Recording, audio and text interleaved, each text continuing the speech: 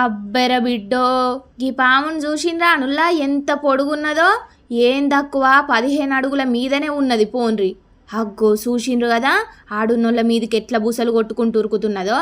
సప్పుడు చేయకపోయే పామును కట్టెతోని కొట్టనీకి పోయిండట ఒక అన్న. ఇంకేందిగా పాముకు బగ్గనే కోపం వచ్చినట్టున్నది. నా పాటికి నేను ఒడ్ల మీదకెంచి సప్పుడు చేయకపోతుంటే నన్నే కొడతారా అన్నట్టుగా కరవనీకి మీది కురికింది.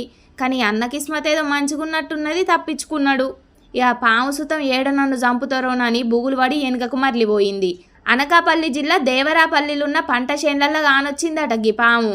మొదలు కుక్కలు గీ పామును చూసి ఒర్రినాయట.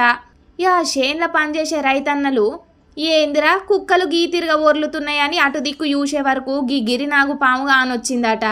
చూసిండ్రు కదా రైతన్నలు, అసలుకే ఎండాకాలం, ఎండకు వశపడక పుట్టలకెంచి పాములు గిట్లనే చల్లదనానికి పంట చేన్ల పొంటి తిరుగుతుంటాయి.